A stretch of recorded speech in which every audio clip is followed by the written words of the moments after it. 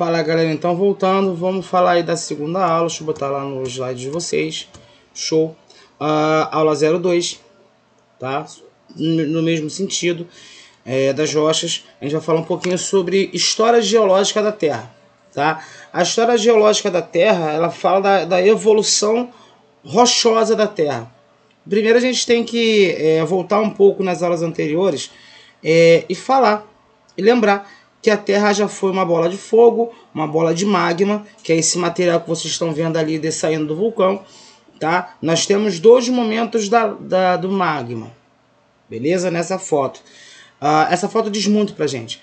Primeiro, o primeiro estágio do magma, ele quente, pastoso, na cor avermelhada. No segundo momento, a gente tem o magma já como lava, tá? Ele preto, no caso já um pouco mais resfriado, já sendo transformado em rocha, tá? Ainda não está no estágio final de composição de uma rocha, mas já está bem resfriado, tanto que o geólogo já está pisando ali. Por falar em geólogo, ele é um profissional que estuda justamente a gênese, a formação, o nascimento e a evolução das rochas, tá? Ele é formado em geologia, que é uma cadeira hoje científica, que tem formação superior, que tem formação em universidades, tanto em graduação quanto em pós-graduação, não é? E é uma cadeira que estuda a evolução rochosa da Terra, a evolução das rochas, né? Através de evidências aí de fósseis e rochas.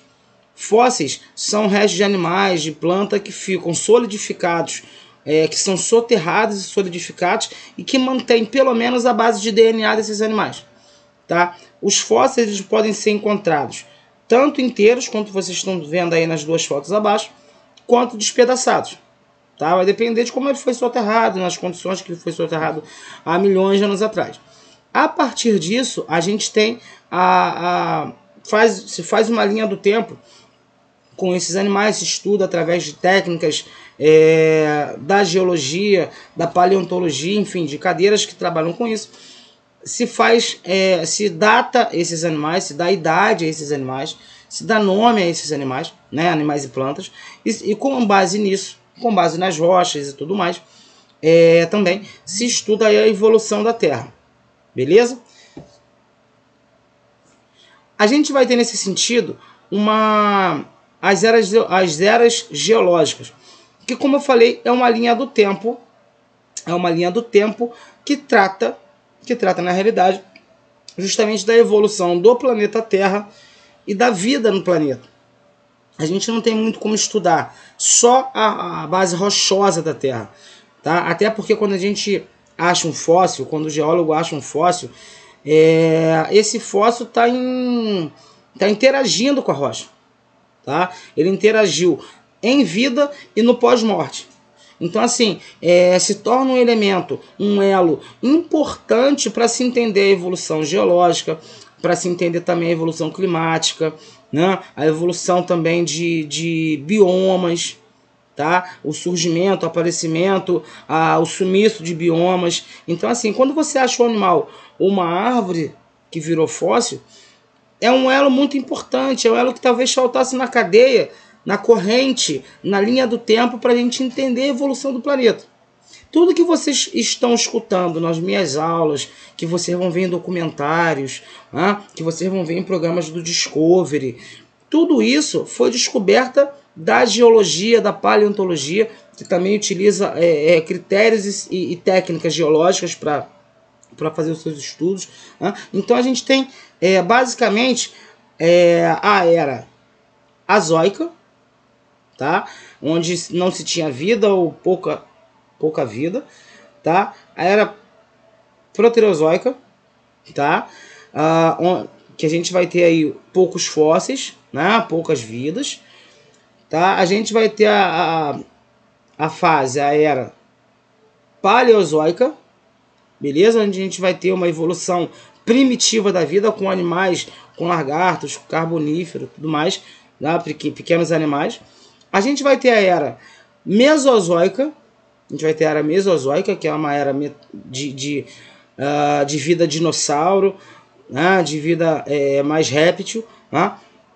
onde os dinossauros dominaram e desapareceram, e a gente vai ter a era cenozoica. É importante a gente destacar que o homem surge quase na última era geológica. Ele surge dentro do período quaternário da era cenozoica. Tá? Ele surge e evolui nesse período dessa era geológica. Tá? Então a gente tem aí alguns eventos dentro da era cenozoica que são muito marcantes. Tá?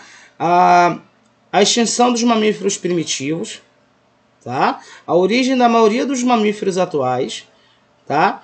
A irradiação dos macacos antrópodes, que andam em pé, não é? E a gente vai ter muitos tipos de mamíferos extintos.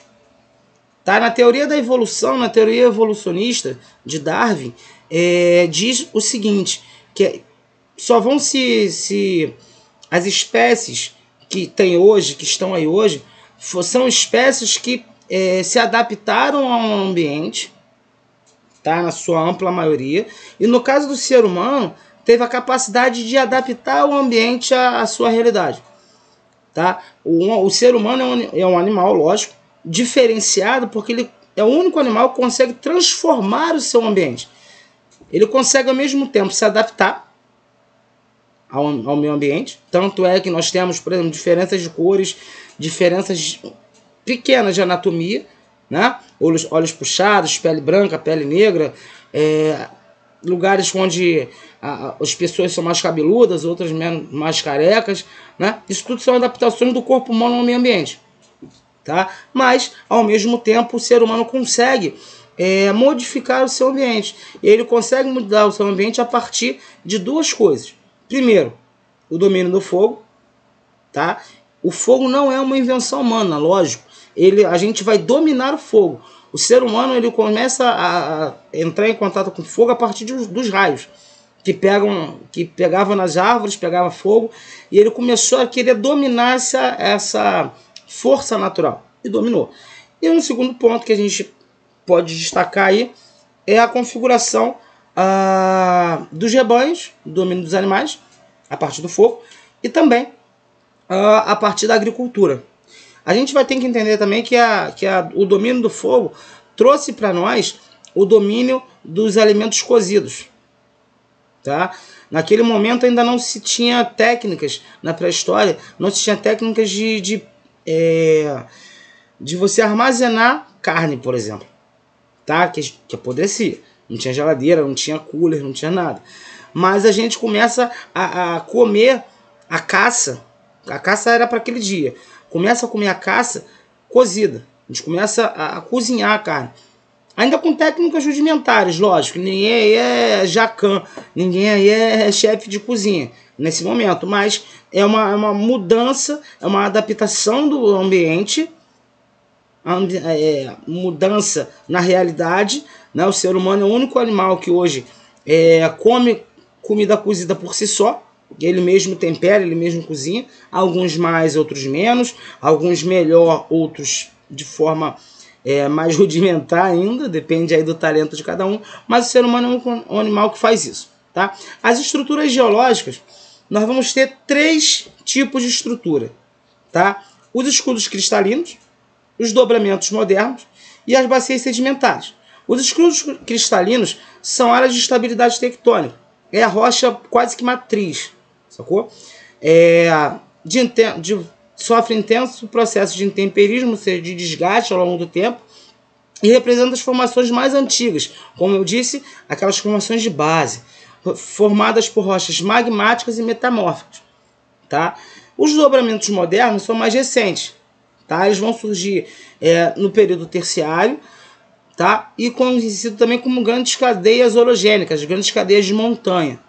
Tá? Tipo, Cordilheira dos Andes, os Alpes suíços, né?